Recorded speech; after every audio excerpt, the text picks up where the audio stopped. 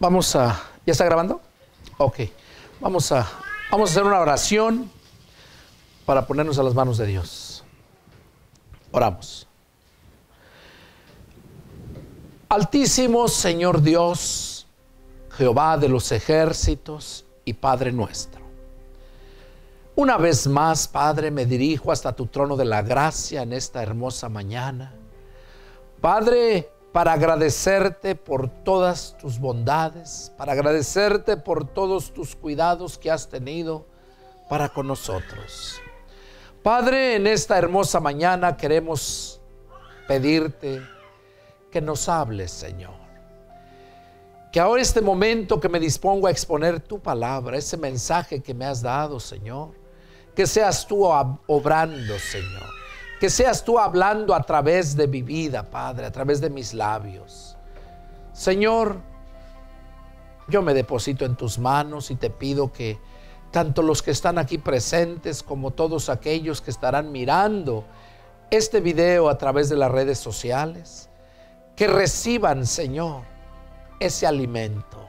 Que reciban, Padre, tu palabra, la cual los puede hacer santos, como dice tu misma palabra. Señor, yo me pongo en tus manos y te pido que hables. Asimismo, también te pido, Señor, que todos aquellos que están esperando este video, allá mi hermano Rómulo, con toda esa comunidad, esos miles de almas que están esperando, Señor, yo te pido que tú les lleves este alimento, Padre. Que aunque el diablo ha interferido al cortar ese internet, pero sabemos que para ti no hay nada imposible, Señor.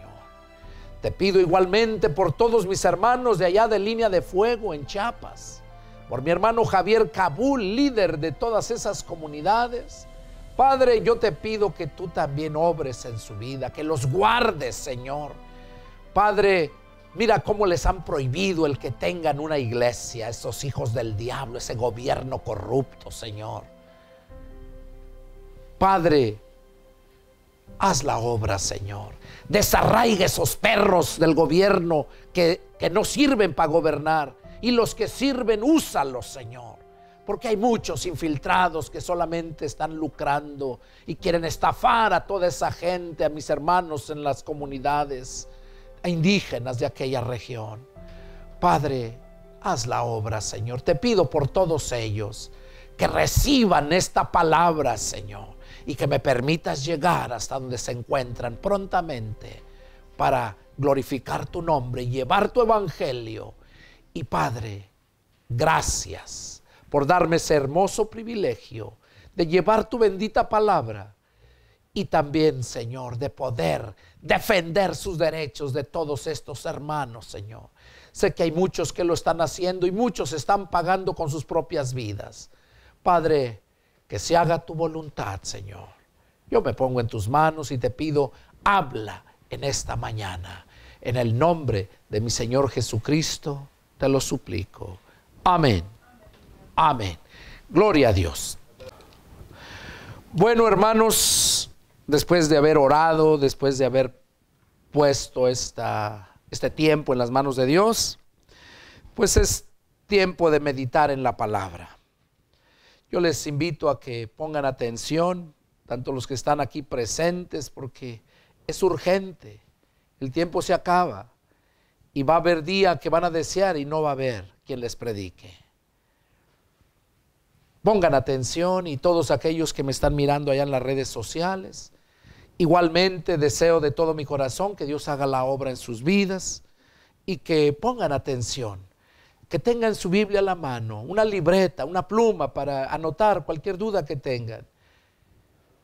Vamos a dar inicio a este mensaje de esta mañana, hoy día 30 de enero del año 2018, el último servicio de este año.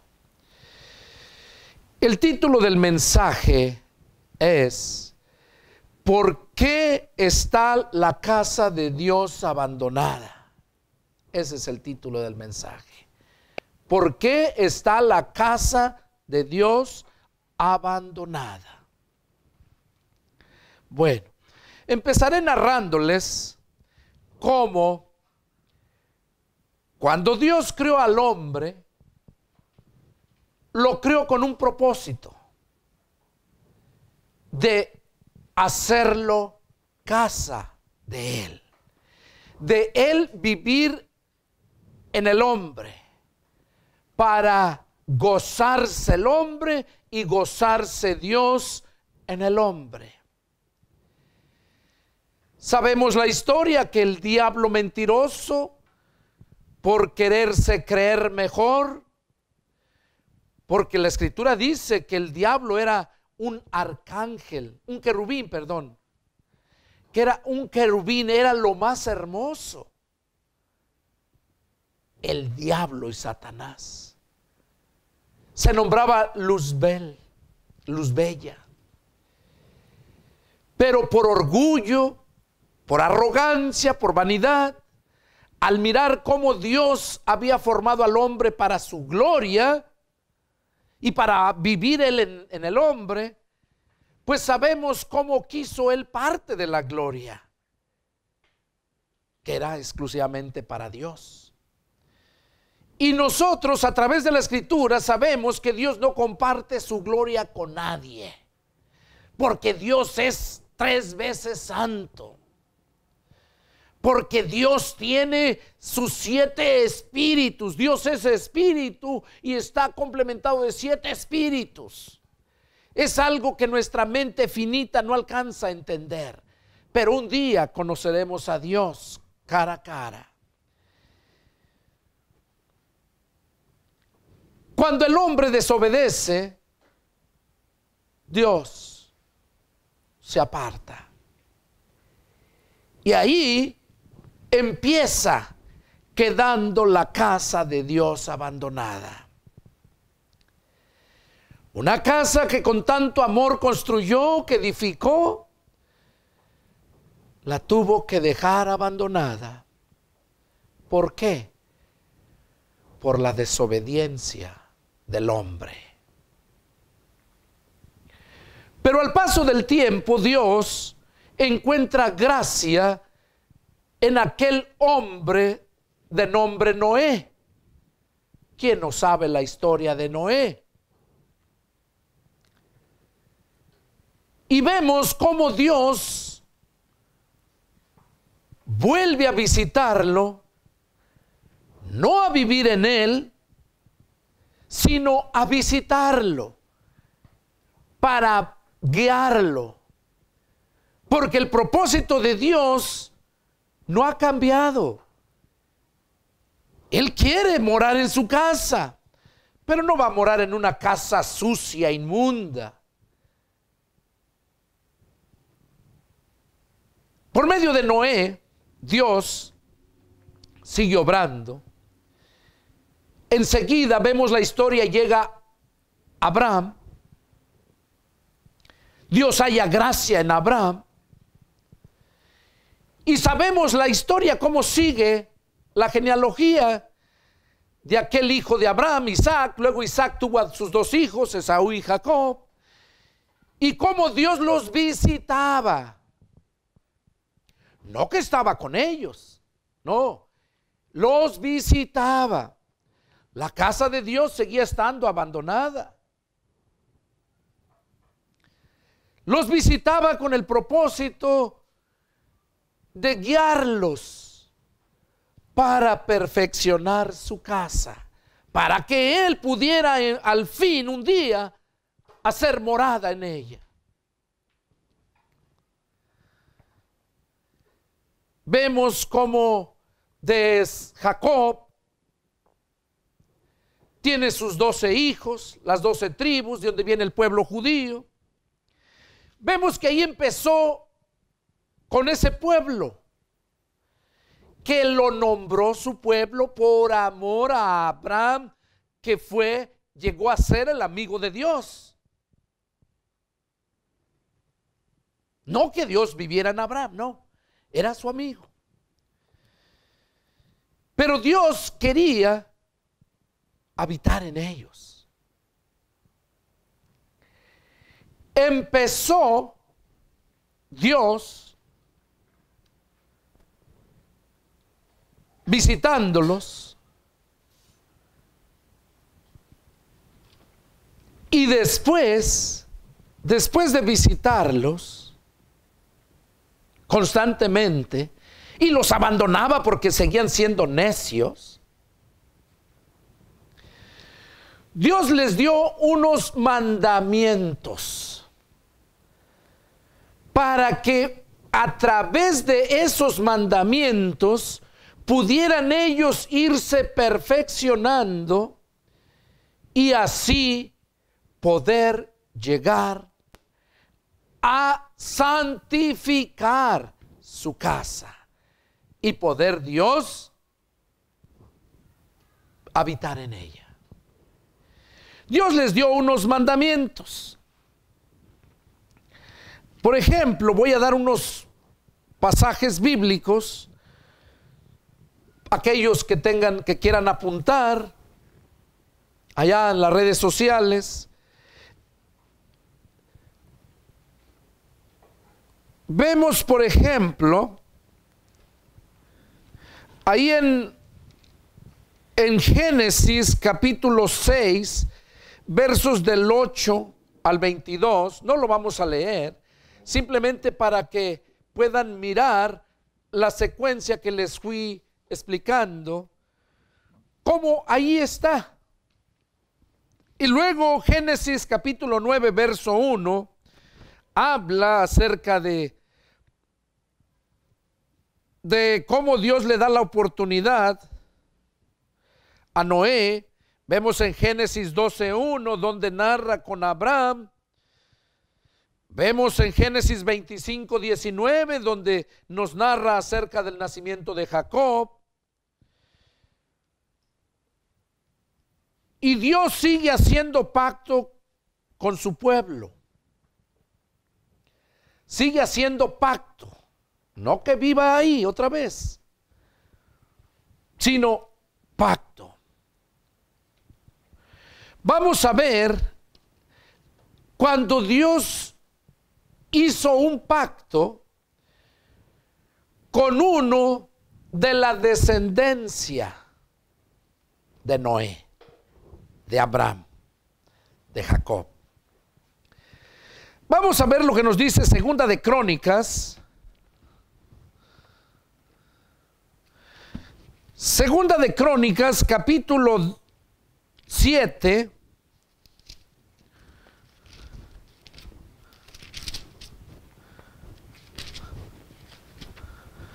Y dice así la palabra del Señor.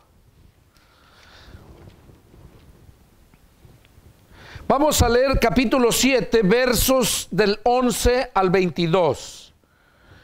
Dice: cuando Salomón acabó de orar, descendió fuego de los cielos y consumió el holocausto y las víctimas, y la gloria de Jehová llenó la casa. Y no podían entrar los sacerdotes en la casa de Jehová, porque la gloria de Jehová había llenado la casa de Jehová. Aquí, esto que estamos viendo es cuando Dios les dijo que le hicieran una casa. A David le nació el deseo de hacer esa casa donde pudieran guardar el arca del pacto, porque en el arca del pacto era donde Dios se manifestaba y sabían que ahí llevaban la presencia de Dios.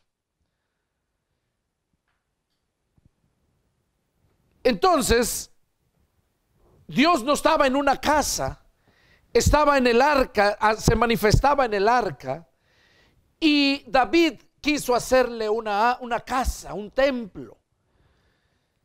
Pero David había matado a mucha gente. Y Dios le dijo a David que no le iba a hacer la casa a él, sino su hijo. Y aquí donde empezamos el capítulo 7, estamos, ya Salomón ya hizo la casa. Y aquí estaba, ya habían ofrecido sacrificio, ya estaba listo, y solamente estaba orando a Dios. Y dice que Dios descendió y llenó el templo de su gloria, de su presencia. Dice que los sacerdotes que iban a ministrar en el templo no podían entrar por la presencia de Dios. Dice, verso 3, cuando vieron todos los hijos de Israel descender el fuego y la gloria de Jehová sobre la casa, se postraron sobre sus rostros en el pavimento y adoraron y alabaron a Jehová, diciendo, porque Él es bueno y su misericordia es para siempre.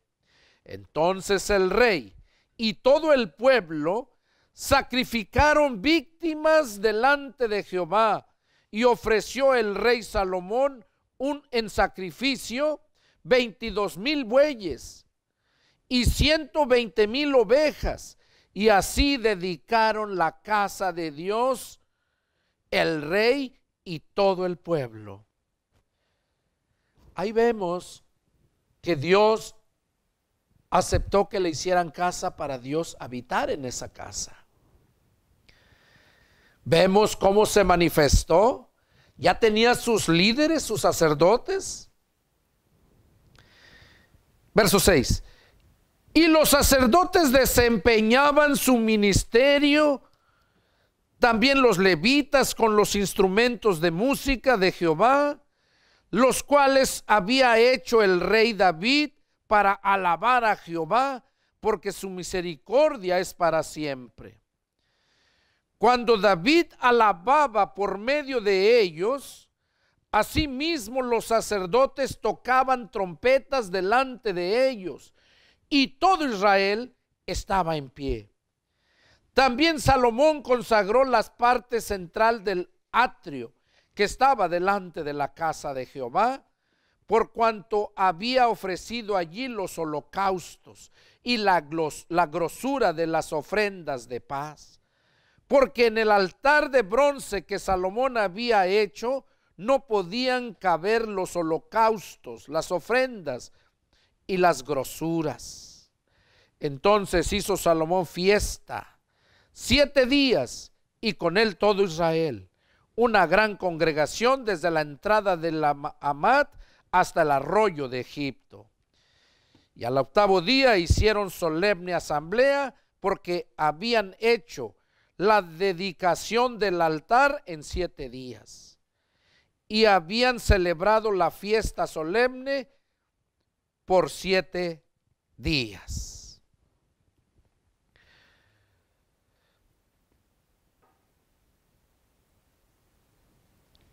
Vemos aquí, vamos a ver en el verso 11.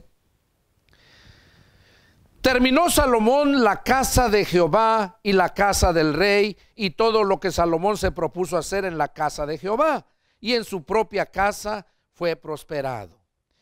Y apareció Jehová a Salomón de noche y le dijo: yo he oído tu oración y he elegido para mí este lugar por casa de sacrificio.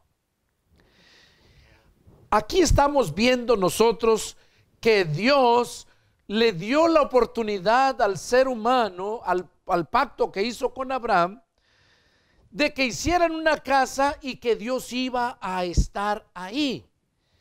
Porque recordemos que Dios es omnipresente. Él está en el cielo, está aquí y está en todo lugar. Pero vemos que aquí Dios les había hecho esa promesa.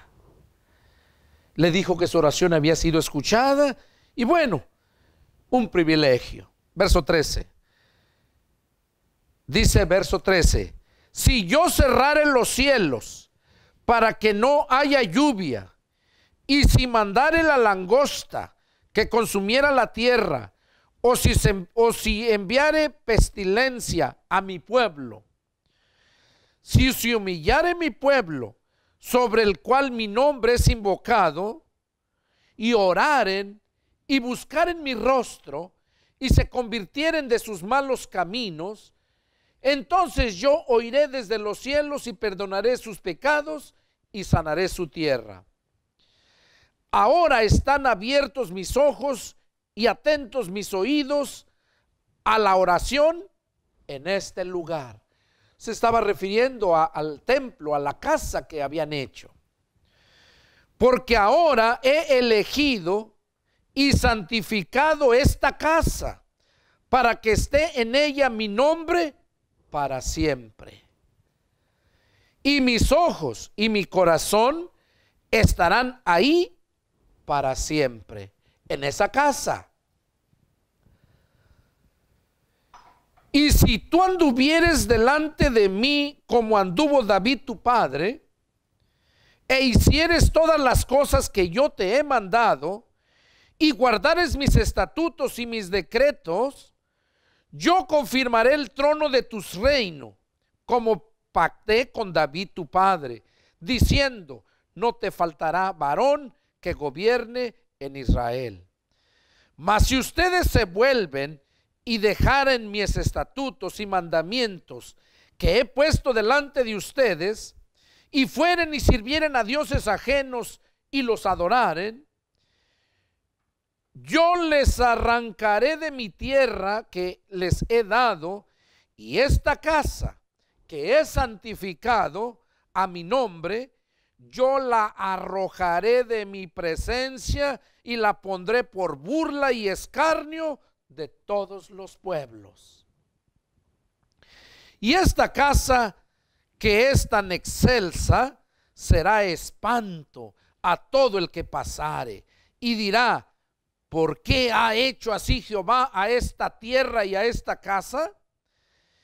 Y se responderá, por cuanto dejaron a Jehová, Dios de sus padres, que los sacó de la tierra de Egipto, y han abrazado a dioses ajenos, y los adoraron, y sirvieron.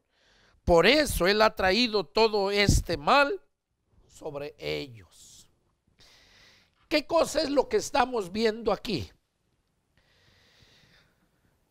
Vemos cómo Dios, en su amor y en su misericordia, les concedió el privilegio de que construyeran esa casa, ese templo. Había hecho un pacto que iba a estar con ellos, pero también les advirtió que si se apartaban y no guardaban todos sus decretos y estatutos y preceptos que Él le había dado por medio de Moisés, que esa casa iba a ser arrancada, iba a ser por burla, y ya no iba a estar el Señor ahí. Sabemos la historia, cómo ellos le fallaron y les trajo juicio. Les trajo juicio. ¿Qué cosa nos enseña esto a nosotros? Y digo a nosotros porque también venimos a formar parte del pueblo de Dios, porque también venimos a ser hijos de Abraham por medio de la fe. Vamos a leer en el libro de Isaías, capítulo 56.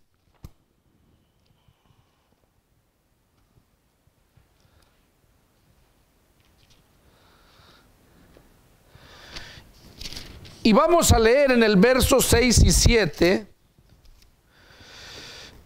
Isaías, capítulo 56, y vamos a empezar el verso 6, dice, y a los hijos de los extranjeros que sigan a Jehová para servirle, y que amen el nombre de Jehová para ser sus siervos, a todos los que guarden el día de reposo para no profanarlo y abracen mi pacto, yo los llevaré a mi santo monte y los recrearé en mi casa de oración. sus holocaustos y sus sacrificios serán aceptos sobre mi altar, porque mi casa será llamada casa de oración para todos los pueblos. Ok. Para poder entender esto, quise que leyéramos esto para que se den cuenta que se está refiriendo a los extranjeros, literalmente. Nosotros somos extranjeros. Nosotros no éramos de la descendencia de Jacob, de las 12 tribus. Venimos a ser extranjeros.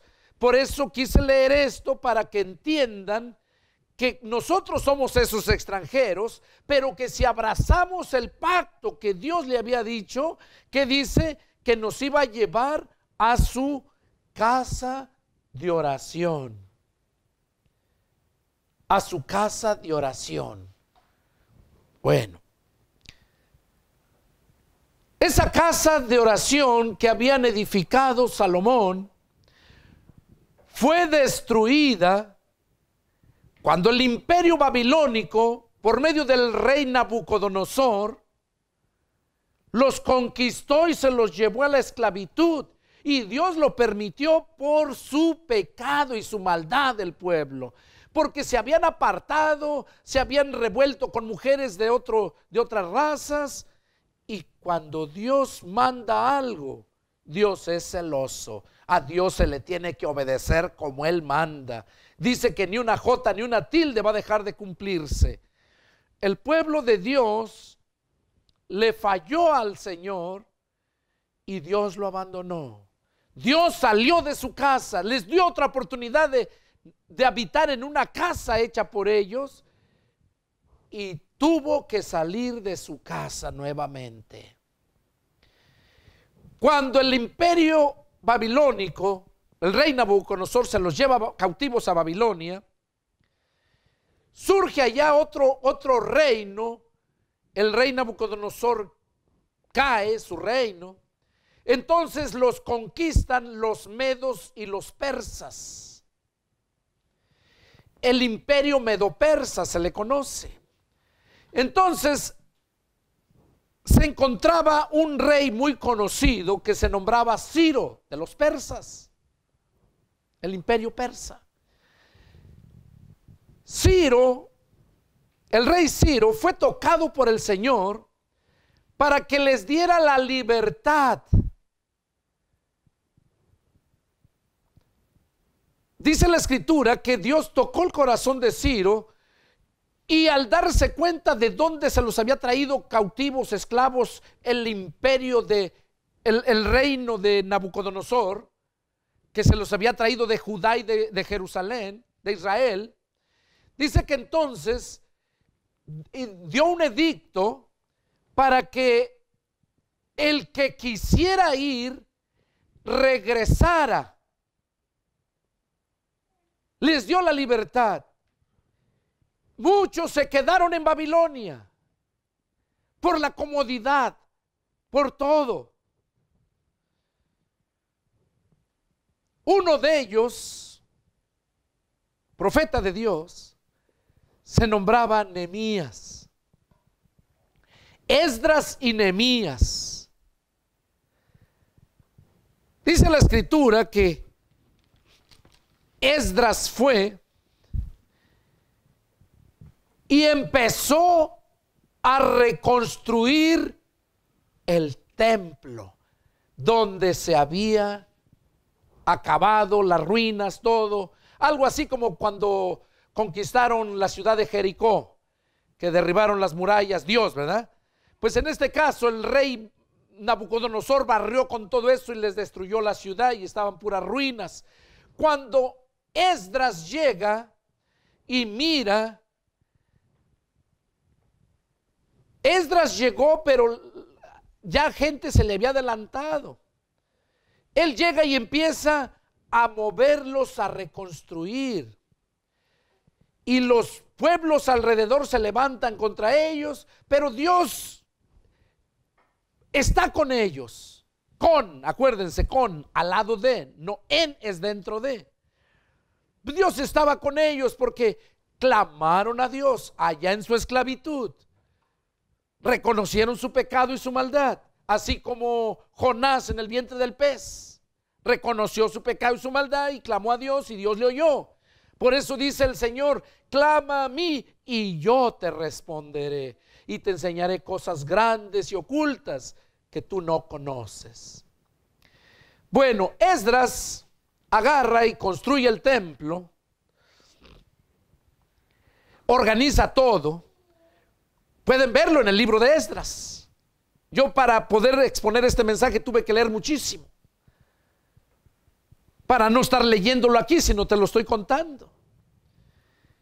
Esdras, dice la escritura que Esdras empezó a trabajar, se le opusieron y él los puso, los armó. Estaban construyendo los muros y con sus lanzas, sus espadas en las manos, y Dios estaba con ellos. Construyeron el templo, instituyeron a los sacerdotes, volvieron a ponerse otra vez. Entonces, pasado un tiempo, ya llevaban un tiempo, unos par de años, Nehemías era el copero del rey Ciro. Y Nehemías estaba triste porque oía de gentes de que habían allá abandonado otra vez el templo. Oía de que se decía que se habían andado, no le daban la importancia. Y el copero, el rey Ciro, le caía muy bien Nehemías. Y cuando le llevó el vino, dice la escritura que cuando le llevó la copa del vino, al mirarlo Ciro le dice que cuál era su problema, que lo miró con la cara muy decaída, que qué le preocupaba. Entonces ya le comentó él: ¿y qué quieres que yo haga? Dice, ¿qué quieres que yo haga? Nehemías le pidió permiso, que lo dejara ir por un tiempo para ver lo que podía hacer. Se fue Nehemías. Vamos a leerlo. Y ahí Dios fue donde Dios me puso este mensaje. Nehemías capítulo 13.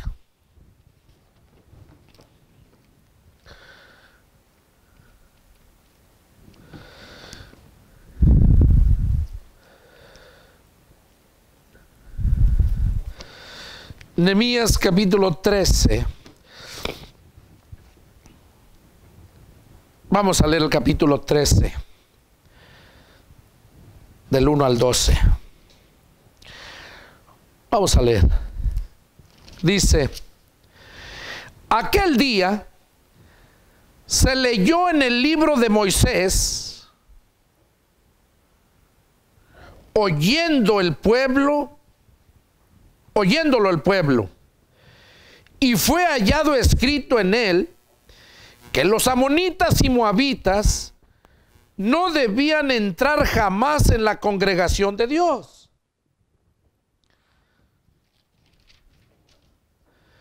Por cuanto no salieron a recibir a los hijos de Israel con pan y agua, sino que dieron dinero a Balaam para que los maldijera.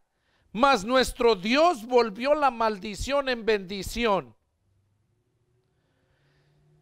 Aquí está hablando cuando Dios traía al pueblo que lo había liberado de Egipto, que lo traía por el desierto, cuando tenían que cruzar allá para llegar a Jericó.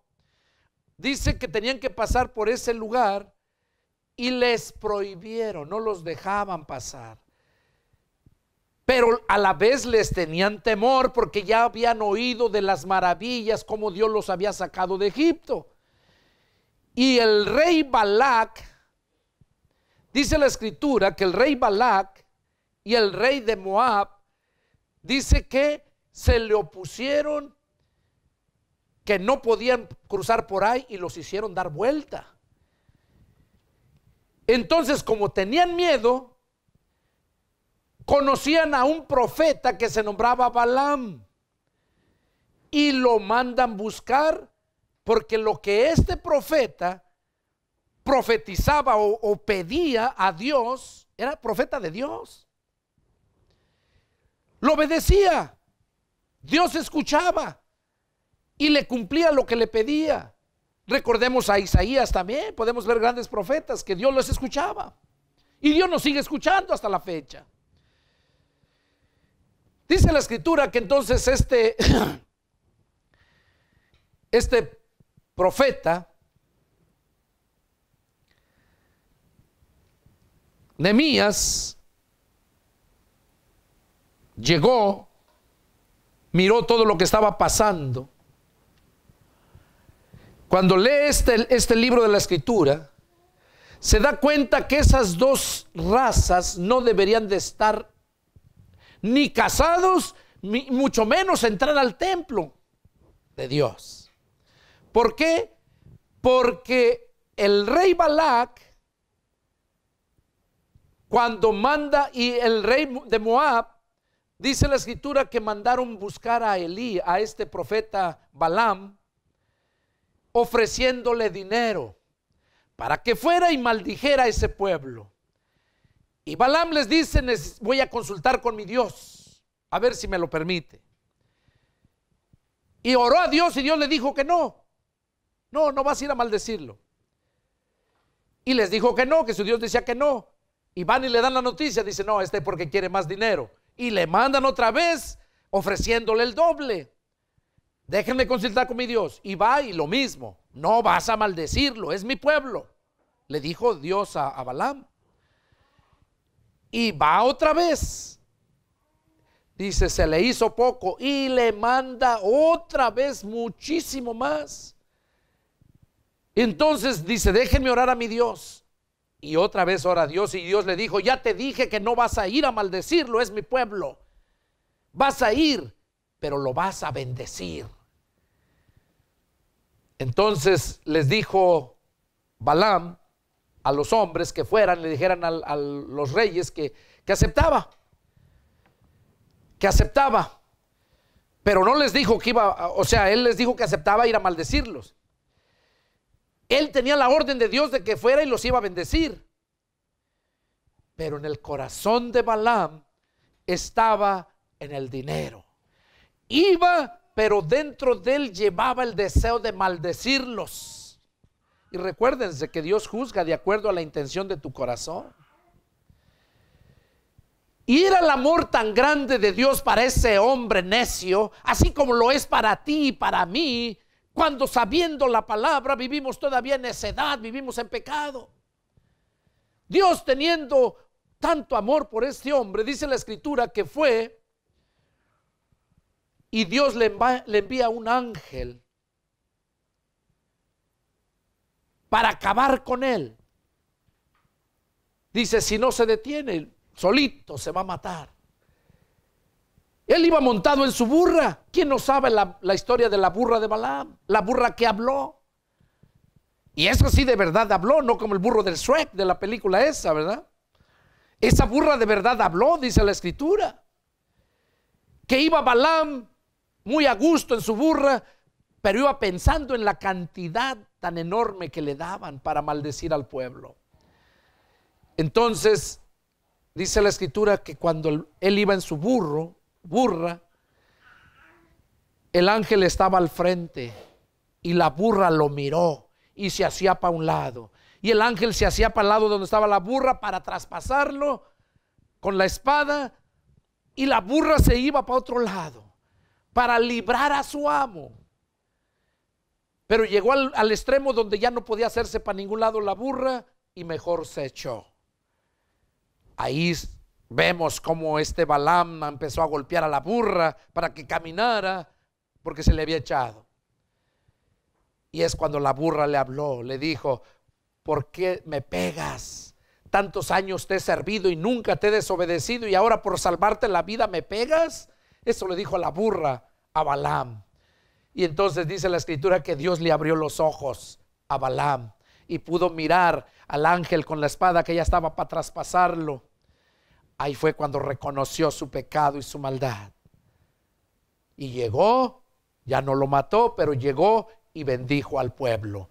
Pero la maldición de aquellos hombres por haberle hecho a eso al pueblo de Dios no se les quitó. Y es lo mismo hoy en día. Cuando tú maldices a un verdadero siervo de Dios, no a esos perros, lobos rapaces, apostolitis, que tantos apóstoles, hasta mujeres, dizque profetas y apóstoles, eso es basura del diablo. Esos no, si los maldices, ni te preocupes, porque de por sí ya están bajo maldición por obra del diablo, porque son hijos del diablo.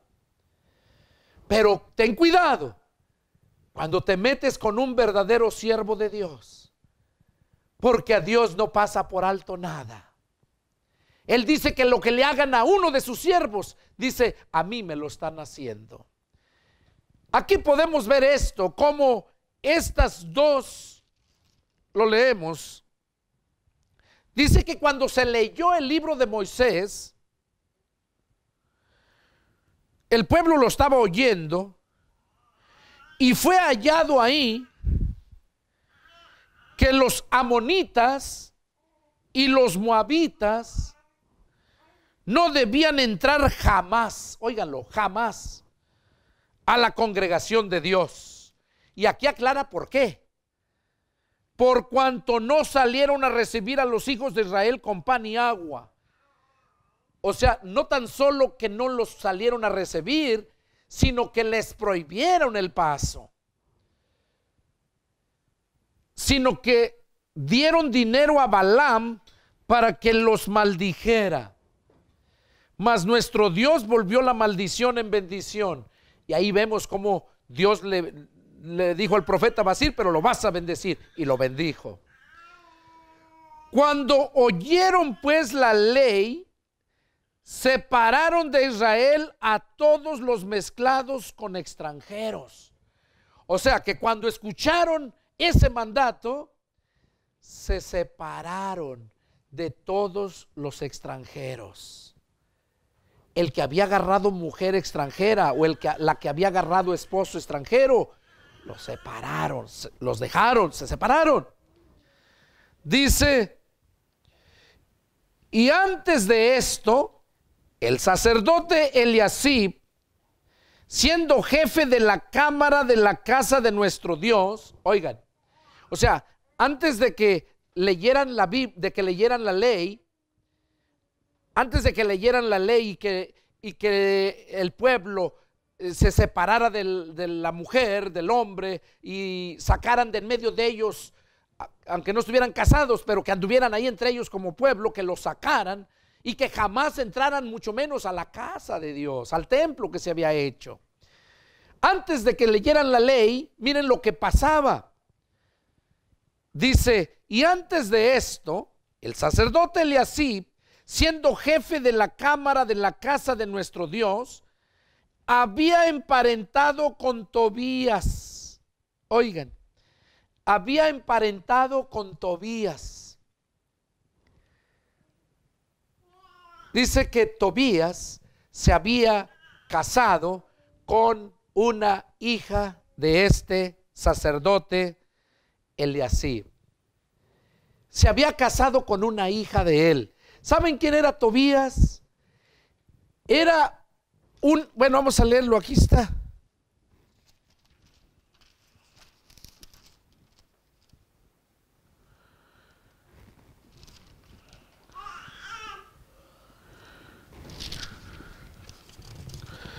Tobías era un hombre que se les oponía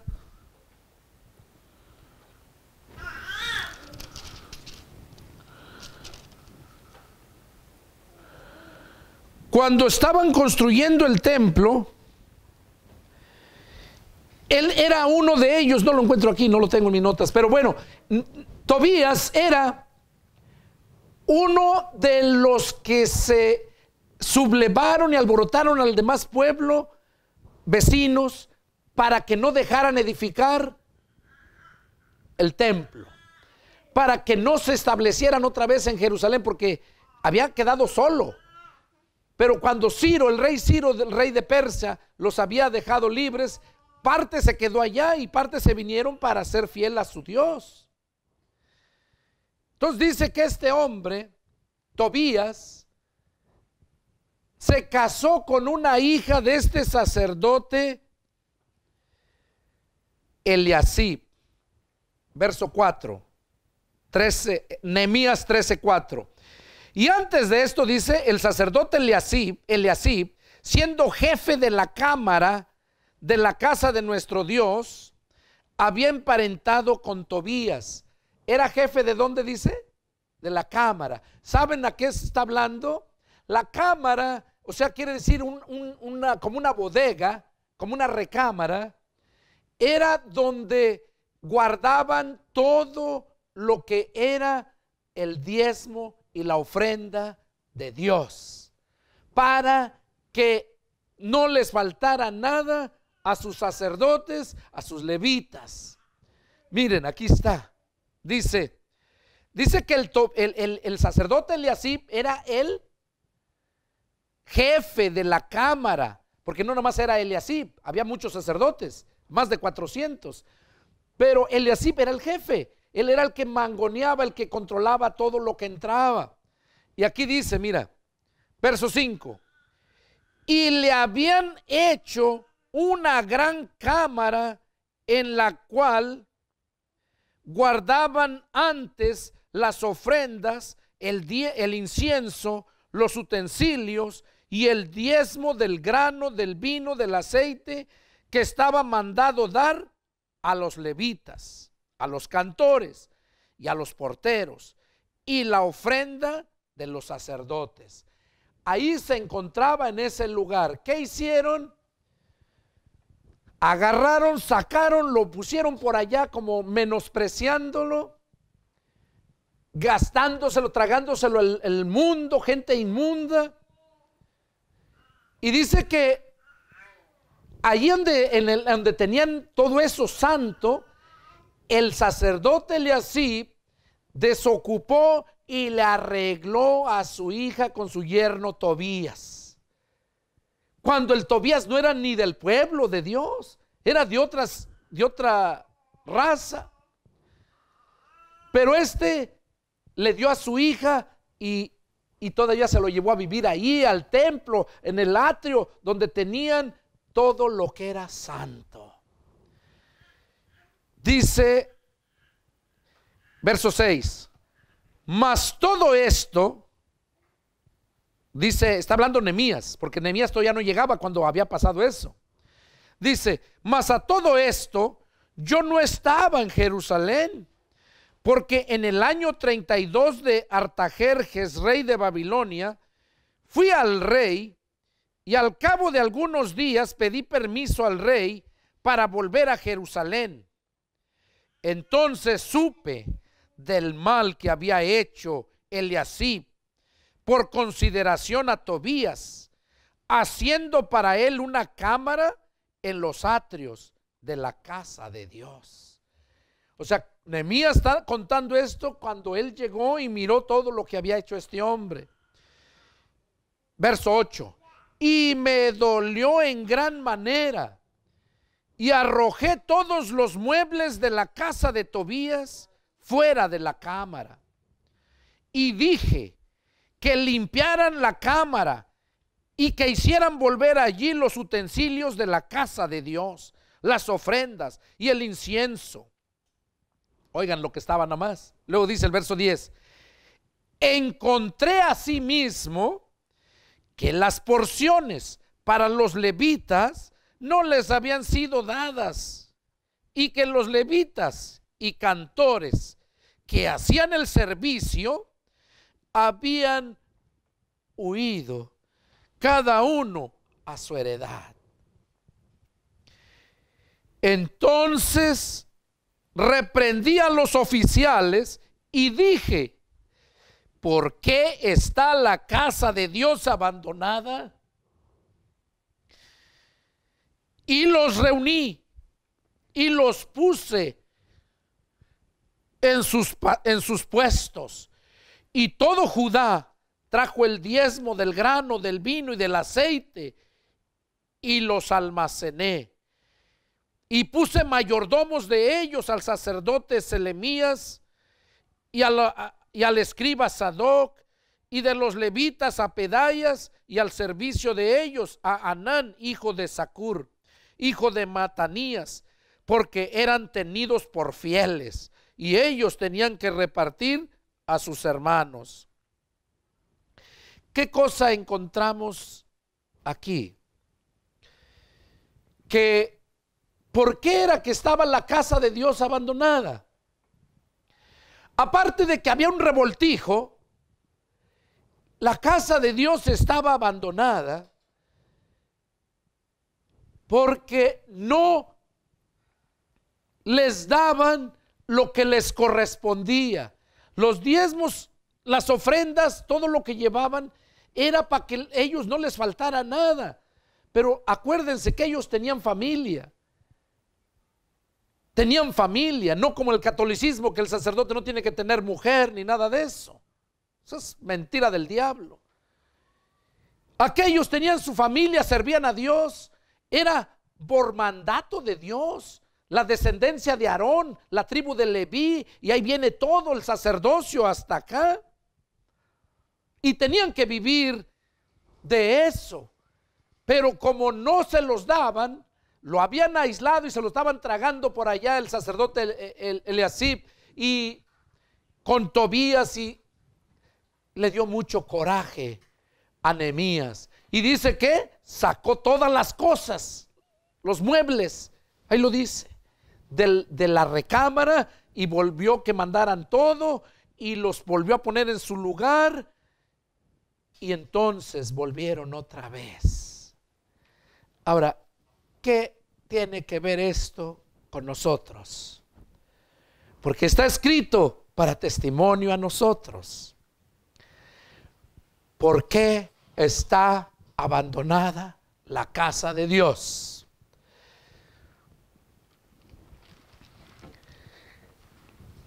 Aquí vemos que la casa de Dios se refería a un templo. También en este tiempo se le conoce al templo como la casa de Dios. Jesús mismo dijo cuando él iba al templo y encontró a esos mercaderes haciendo negocio, ¿qué les dijo? Mi casa será llamada casa de oración y ustedes la han hecho cueva de ladrones. Se refería al templo. ¿Por qué hay tantos templos que se han cerrado?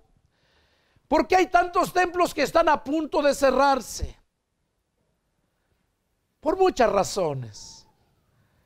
Una de ellas, que es el más principal, por falta de dinero para los gastos, para mantener a la familia, a los que verdaderamente Dios llamó a ese ministerio. Ahora, por esa razón es que están abandonadas muchos templos, porque falta eso. Pero hay algo más importante para nosotros y que es necesario que lo sepamos. Por eso Dios me lo dio, para dártelo.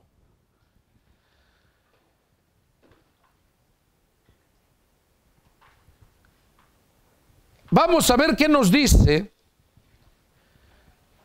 Hebreos capítulo 3, verso 6. Hebreos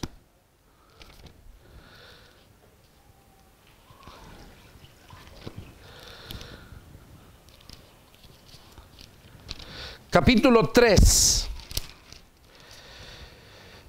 Y vamos a leer verso 6, dice: pero Cristo como hijo sobre su casa, la cual casa somos nosotros, si retenemos firme hasta el fin la confianza y el gloriarnos en la esperanza. ¿Qué cosa nos está diciendo Dios aquí a nosotros? Que nosotros somos esa casa la cual Dios preparó para Él vivir en nosotros. Aquí el escritor a los Hebreos dice que Cristo como hijo sobre su casa, la cual casa, dice, somos nosotros. La cual casa somos nosotros. Si retenemos firme hasta el fin la confianza. Aquellos tenían su casa, pero había una condición: si retenían la palabra, porque les dijo, el día que ustedes se aparten de mí, voy a desarraigar esa casa. Porque en estos tiempos la mayoría de los cristianos andan igual que los que vino a encontrar Nehemías allá. Muchos revolviéndose con el mundo, pero muchos de verdad siervos de Dios, sufriendo por falta de suplir sus necesidades. Porque el pueblo se ha vuelto tan mezquino que le pesa dar su diezmo. Se ha vuelto tan mezquino que solamente piensa en divertirse, en pasarla bien y venir, sentarme, escuchar y todo está bien. Déjame decirte, tanto los que están oyendo aquí como aquellos que me están mirando, que si esa es tu vida, ese es tu estilo de vida, al infierno vas a ir a dar, porque Dios no pasa por alto nada, porque muchos siervos de Dios sufrimos, andamos, dejamos la casa sola. Por eso yo vivo bien, mi Dios me ha sido fiel. En este año me ha bendecido mucho para bendecir a otros y en eso estoy. Pero oigo de hermanos que han pasado esta situación y siguen pasando, porque el pueblo de Dios se ha vuelto mezquino, se ha revuelto con el mundo, ha puesto sus ojos en lo material antes que en Jesús. Eso es lo que nos dice aquí, que nosotros somos esa casa de Dios, pero esa casa está abandonada porque Dios no habita en esas casas. Mira lo que nos dice Pedro, primera de Pedro.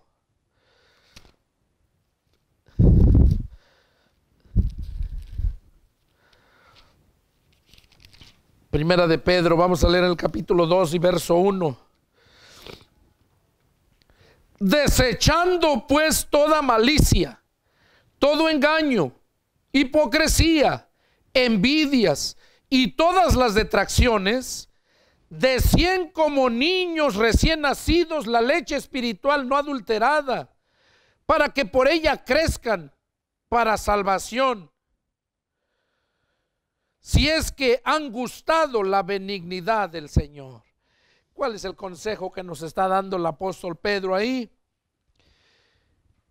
Que desechen toda malicia, que cuando escuches la palabra atiendas, así como el pueblo cuando Nehemías les leyó y encontraron que deberían de desechar a sus mujeres y a sus hijos que eran del mundo, porque era mandato de Dios. Así Dios te está hablando también a ti, que si tú todavía estás en las cosas del mundo, que lo deseches, que desees como el niño recién nacido la leche espiritual no adulterada. Estos mensajes no los encuentras en cualquier lugar. Estos mensajes los encuentras cuando Dios te lo presenta, cuando Dios lo tiene para ti. Y si lo estás mirando, es porque Dios le plació. Porque la Biblia dice que ni una hoja cae del árbol si no es por la voluntad de Dios. Yo me gozaba al recibir este mensaje y lloraba, me quebrantaba. Y ese es el consejo que nos da Pedro. Que deseches toda malicia, todo engaño, toda hipocresía, envidia, y que desees la leche, como los niños recién nacidos, la leche espiritual no adulterada, la palabra que la desees. Mira lo que nos dice Jesús. Mateo capítulo 12. Mateo capítulo 12. Dice así. Vamos a leer Mateo capítulo 12 y versos 43 y 44. Dice: Cuando el espíritu inmundo sale del hombre, anda por lugares secos buscando reposo y no lo halla. Entonces dice: volveré a mi casa de donde salí. Y cuando llega, la halla desocupada, barrida y adornada. Entonces va y toma consigo otros 7 espíritus peores que él, y entrando viven allí, y el postrer estado de aquel hombre viene a ser peor que el primero. Así también acontecerá a esta mala generación. ¿Qué cosa te está hablando Jesús ahí? ¿Qué te está hablando? Que un día aceptaste a Cristo en tu corazón, un día le prometiste serle fiel, caminar, te bautizaste, pero ¿qué has hecho? El espíritu inmundo que vivía en ti, porque o vive Cristo en ti o vive el diablo en ti, no hay término medio.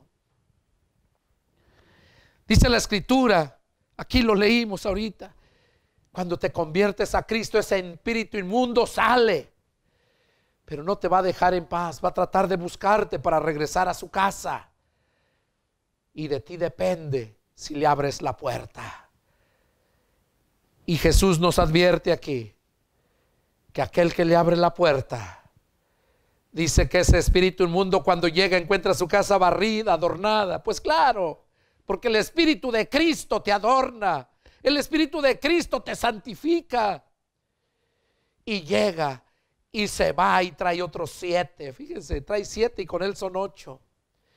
Y dice que el estado de esa persona viene a ser peor que el primero. Es una advertencia que Jesús nos hace para que no nos sorprenda. Ahí dice bien claro que así le acontecerá a esta perversa generación. Eso es lo que el Señor Jesús dice. Vamos a ver lo que nos dice aquí.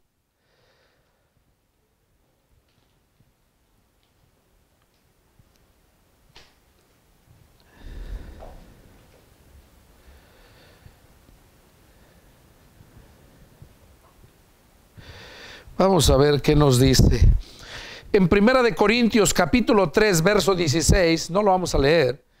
Ahí vemos donde Pablo mismo le dice a los hermanos de la iglesia de Corinto que nosotros somos templo de Dios. Templo de Dios. En 2 Corintios 6, 16 también les menciona por segunda vez a la misma iglesia de Corinto. También les menciona que también ellos son templo del Dios viviente. Ahora vamos a ver por último, con esto vamos a terminar. Vamos a ver qué nos dice Marcos capítulo 10. Marcos capítulo 10.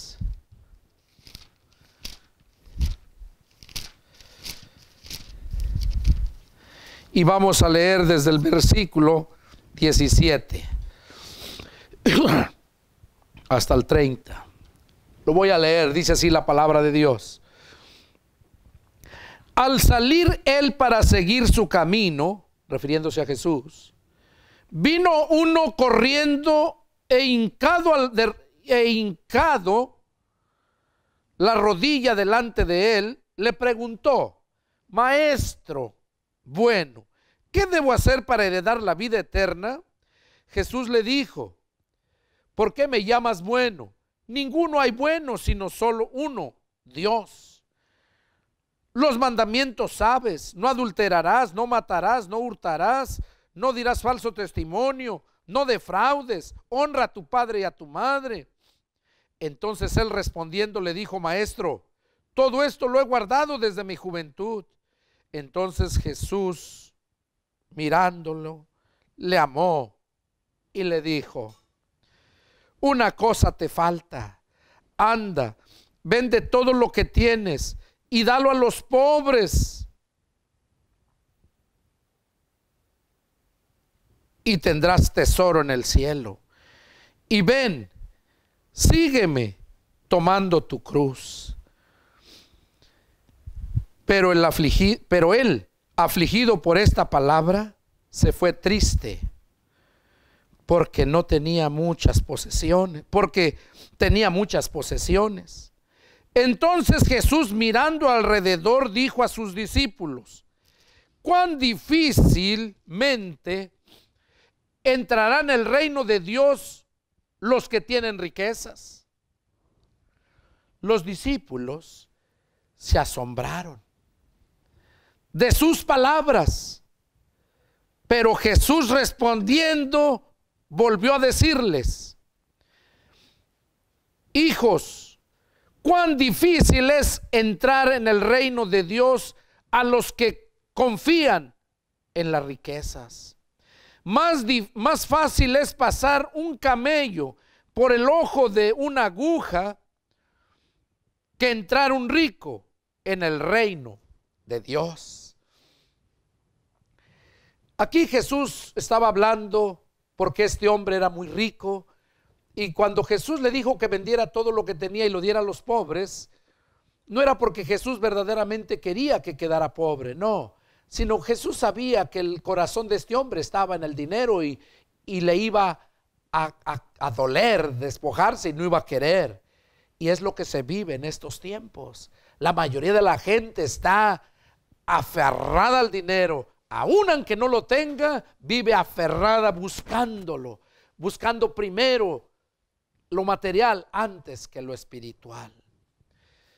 Y por eso Jesús les dijo que es muy difícil que uno que tiene riquezas entre al reino de los cielos. Y les pone el ejemplo que es más fácil pasar el camello por el ojo de la aguja que un rico se salve. Ya les había explicado anteriormente a qué se refiere eso. Aguja se le nombraba a la puerta pequeña que estaba en la ciudad por donde pasaba la gente. Y la puerta grande, el portón grande, era donde pasaban los animales con carga. Un animal no lo podían pasar por la aguja. Por eso decía que era más fácil pasar un camello por el ojo de la aguja, o sea, por la puerta esa pequeña, que un rico se salvara. Pero aquí no termina el mensaje. Aquí viene, mírenlo. Dice: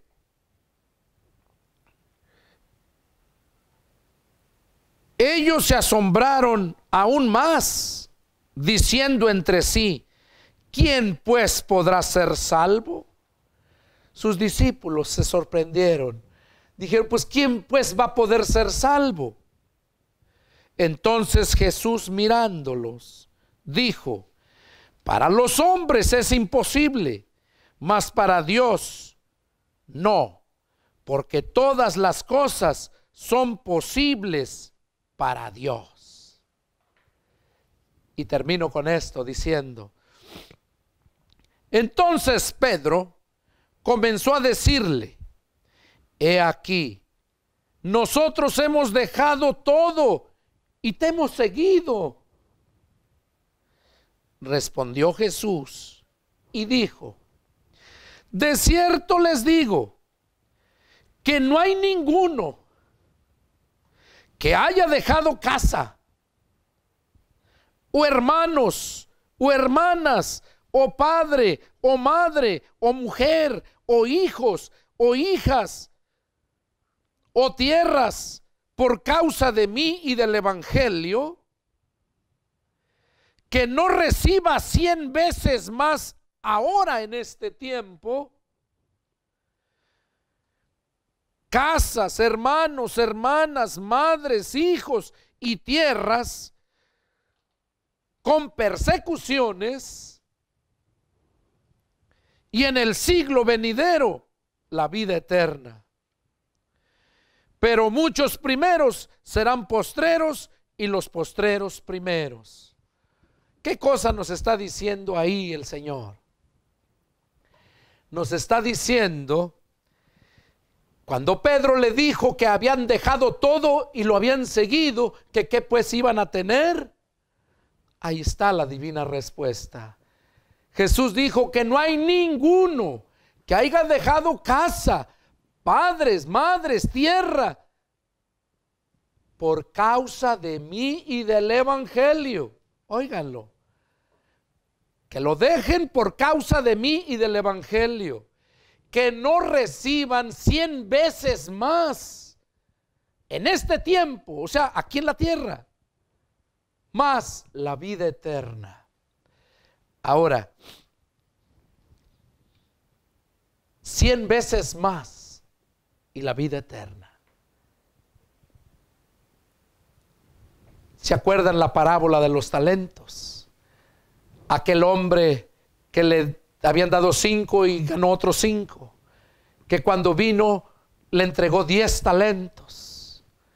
Pero aquel hombre que tenía un talento lo escondió, y cuando llegó su amo le llevó el talento y dice: aquí está lo que es tuyo. ¿Y qué dijo el Señor? Siervo malo y negligente, si sabías que yo siembro donde no cosecho, donde no siembro, y que recojo donde no esparzo, ¿por qué no lo diste a los banqueros para que lo invirtieran y cuando yo viniera recogiera mis ganancias? Y ahí dice que les dijo a los demás: échenlo en las tinieblas de afuera y quítenle ese talento y dénselo. ¿A quién dijo que se lo dieran? Al que tenía 10 talentos. Y le dijo: Señor, pero ya tiene 10 talentos. ¿Y qué fue lo que Jesús dijo? De cierto les digo que el que tiene, aún, dice, le será dado. Le será dado más al que tiene, pero el que no tiene, aún lo que tiene le será quitado. ¿Qué cosa nos enseña eso? Cuando tú vives agradando a Dios, cuando tú vives para glorificar a Dios, Él dijo: si en lo poco me eres fiel, en lo mucho te pondré. Él dice que no hay nadie que haya dejado esto por seguirme a mí y predicar el evangelio, que no reciba 100 veces más. Déjame decirte que Jesús no era mentiroso, ni es mentiroso. Todas sus promesas se cumplen. Solamente necesitas ser fiel. Necesitas, por eso dice aquí, fíjate, este pasaje mucha gente no lo ha captado, estas palabras. Dice en el verso 30, capítulo 10, verso 30, Jesús les dice que no reciban 100 veces más ahora en este tiempo. Y menciona lo que dijo arriba: casas, hermanos.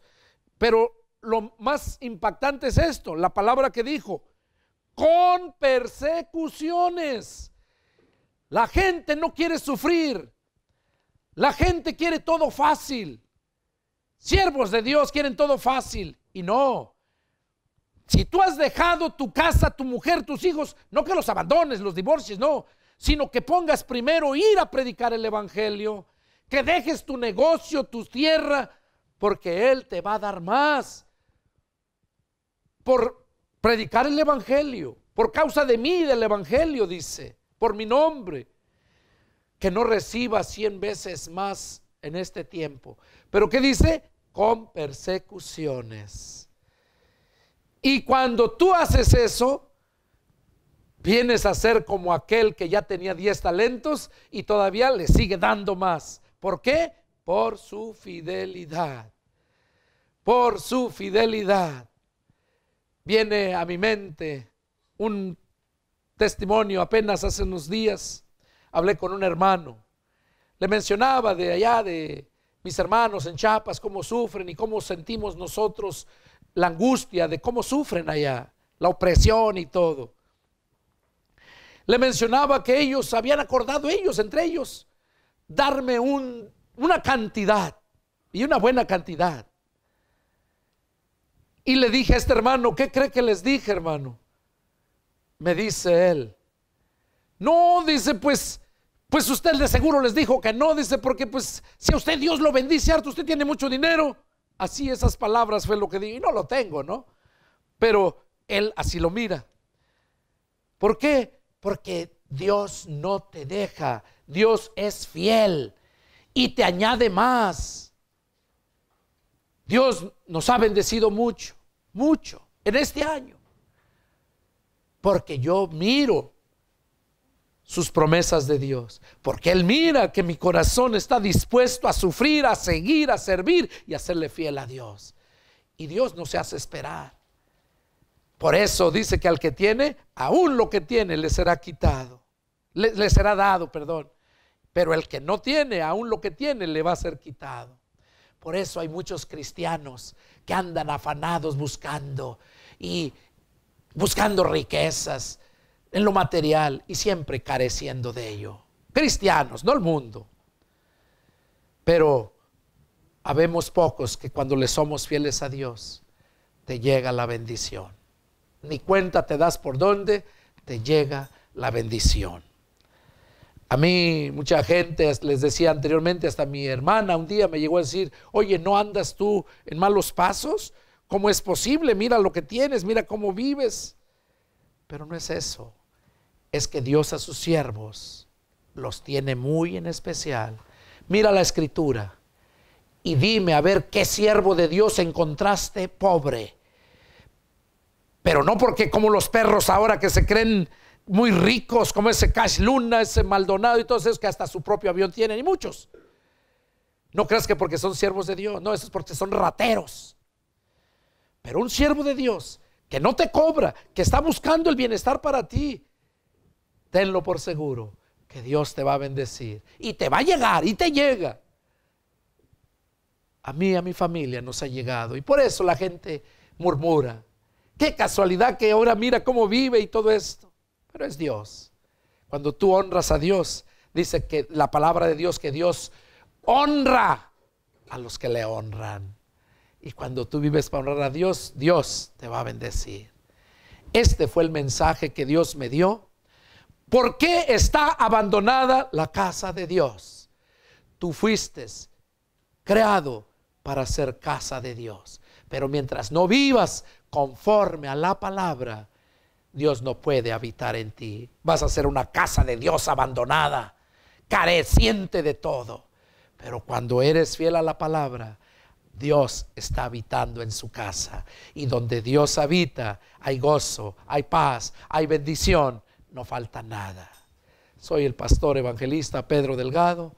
Es el deseo de mi corazón que esta palabra te haya llegado, que analices tu vida, cómo estás y santifiques ese templo para que Dios pueda venir y hacer pacto contigo, hacer morada.